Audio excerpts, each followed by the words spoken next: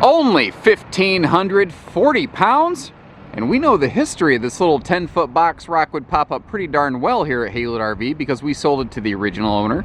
And then when they decided that they were ready to upgrade to a little Grey Wolf toy hauler, we actually resold it for them down at Haylett RV Brokers just down the street.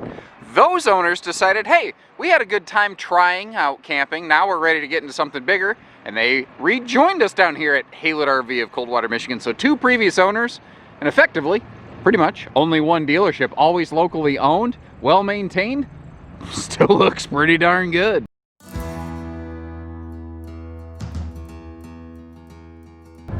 I kind of thought about it as I was getting her set up here. I thought, you know, real quick, let's just show the dinette down in the sleeper position. Most of the time, and you know, unless you got an extra kiddo, you're not going to utilize that. But just know that you do have that +1 bonus sleeper space there if need be. It's Labrador approved as well. That's a science fact. Getting her all set up, you can see that that table's free floating, which is nice because you can slide it outside for picnic time if need be.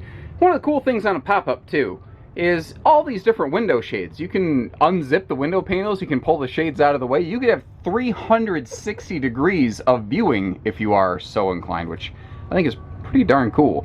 Privacy curtains for the front beds. Up front, you have a 60 by 80 queen, and you have a, I don't remember the exact dimensions, smaller, roughly full-size bed in the back. Those are heated mattresses, by the way. The original handheld kind of heater controls I saw still included with it.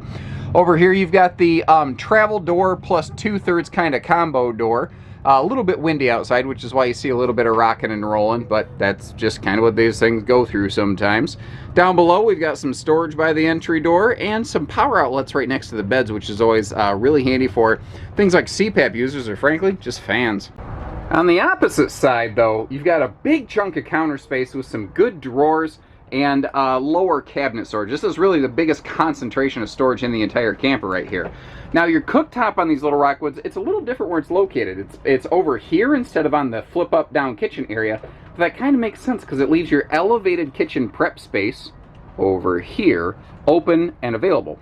Now that same stovetop is designed to be able to go right outside as well. So it's different, but it actually works really well. And little smart details like that are the big reason why Rockwood is actually the most popular builder of pop-up folding campers out there in the market today, by a margin actually. The furnace over here on the bottom right under that kitchen area to help keep you warm that spring and fall camping season, and that is a little 2 cubic foot refrigerator, which I believe is 3-way, 12 volt, 110 and propane. It's still a passive fridge. Like a lot of times when you hear 12 volt today, that means an active compressor. This is still a passive fridge. So 12 volt, 110 propane means cold, colder, coldest. And once again, there are some outlets hidden just under the edge over there. But overall, I'm really very happy with what I see. Like the cabinets aren't all scarred up, the canvas isn't all dug up. The materials, the soft goods all look good. This thing looks to be in pretty nice shape.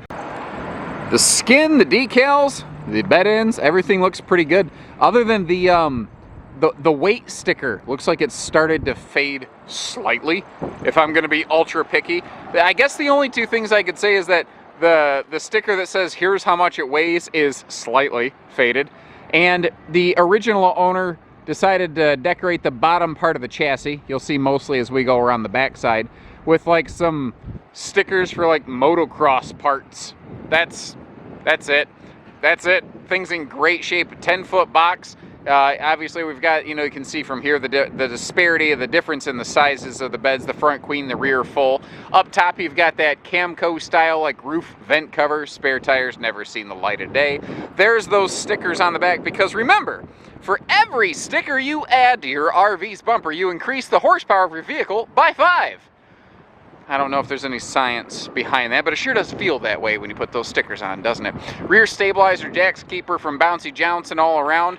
Traditional pop-up style bag awning. You've got that little cooktop inside that can hook on the side mount grill station over here. Although you could just as easily use an outside RVQ grill or Blackstone or whatever your kind of preference is. All kinds of goodness going on with this thing.